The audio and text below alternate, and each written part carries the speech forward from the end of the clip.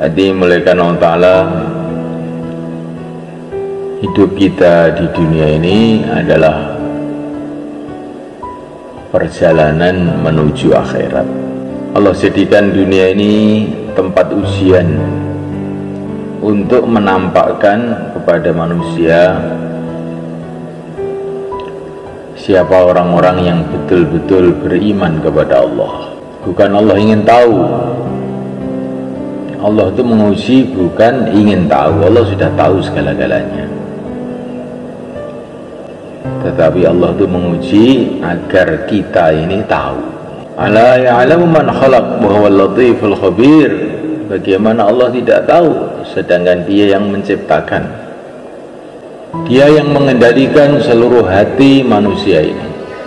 Allah Maha tahu apa yang dalam hati, hati baik, hati buruk, Allah tahu. Tidak perlu diberitahu, tidak perlu menguji, tetapi Allah memberikan ujian agar kita sendiri ini lo tahu bahwa kita ini di mana. Seorang guru tanya kepada muridnya, bukan karena guru ingin tahu, tapi supaya murid itu tahu kalau dia ini pintar apa dia ini goblok. Guru pun juga sudah tahu, dan bertahun-tahun ngajar murid itu sudah tahu nih, kalau saya tanya ini nggak akan bisa jawab dia. Tapi kadang-kadang murid ini merasa pintar, nggak ditanya biar dia tahu kalau dia ini goblok. Allah Maha tahu segala-galanya, Dialah yang menentukan segala-galanya. Allah menguji manusia dengan macam-macam keadaan. Keadaan itu cuma dua aja, keadaan menyenangkan, keadaan menyusahkan. Wa nabluukum bisyarri wal khairi fitnah. Atasyurun, aku akan menguji kepada kamu dengan kebaikan dan keburukan. Allah datangkan perkara-perkara yang baik, yang menyenangkan. Allah datangkan perkara-perkara yang buruk, yang menyusahkan. Disitulah tampak bagaimana iman kita. Kalau orang itu imannya benar, maka menghadapi perkara yang menyusahkan, dia tawajuh kepada Allah. Karena yang menyusahkan ini pada hakikatnya Allah pula yang mendatangkan. Kalau dia menghadapi perkara yang menyenangkan, hatinya juga tawajuh kepada Allah. Karena yang menyenangkan ini pada hakikatnya Allah pula yang mendatangkan. Bila Allah menghendaki yang menyenangkan tahu-tahu berubah jadi menggembirakan, jadi menyusahkan. Yang menyusahkan tahu-tahu menyenangkan. Menghadapi teman, hatinya tawajuh kepada Allah.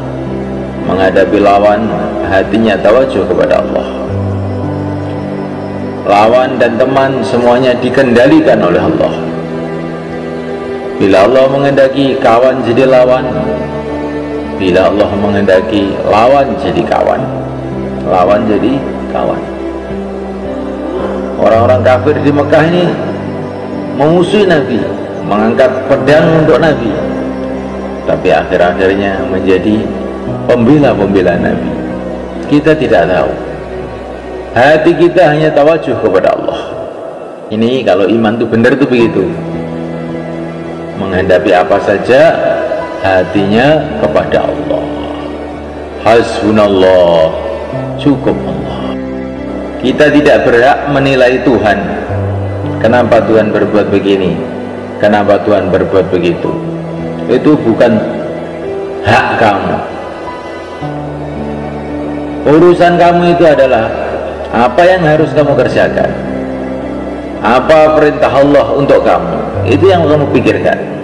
Apa yang akan dibuat oleh Allah itu bukan urusan kamu. La yus'alu amma yaf'al wa hum yus'alun. Kamu tidak berhak untuk bertanya kenapa Allah berbuat begini, tapi kamulah yang akan ditanya oleh Allah.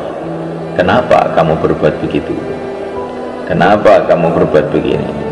Ini perkara ini penting, malaikat. Inilah iman, malaikat. Ada sebagian orang itu kalau gembira lupa kepada Allah, nanti kalau sedih baru ingat pada Allah. Ada orang yang sebaliknya, kalau sedih lupa kepada Allah, kalau gembira baru ingat kepada Allah. Orang yang beriman yang benar, sedih ya ingat pada Allah, gembira juga ingat pada Allah. Menghadapi apa saja hatinya kepada Allah. Innallaha ma'ana, Allah bersama kita. Innallaha ma'ana, Allah bersama kita. Itulah pelajaran dari yang mulia Nabi Agung sallallahu alaihi wasallam kepada Sayyidina Abu Bakar di Gua Thaur ketika dikepung oleh musuh dari segala arah. Innallaha ma'ana, Allah bersama kita. Ketika orang itu sampai ke tingkatan ini, semalekan hatinya selalu menghadap kepada Allah dalam urusan apa saja, maka sudah menjadi ketentuan Allah. Itu orang nanti akan dapat macam-macam pertolongan yang dia tidak kira-kira.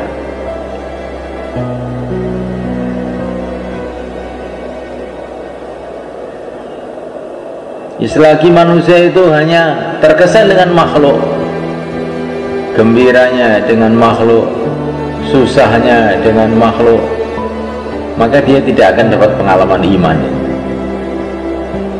Tapi kalau orang itu hatinya sudah betul-betul menghadap kepada Allah dalam suasana-suasana apapun, maka di saat itulah dia dapat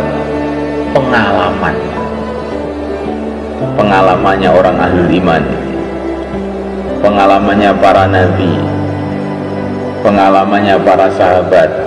Kapan para sahabat ada pengalaman-pengalaman hebat-hebat itu? Ketika hatinya itu tawajuh total, menghadap total kepada Allah, tidak terkesan dengan makhluk. Insyaallah mereka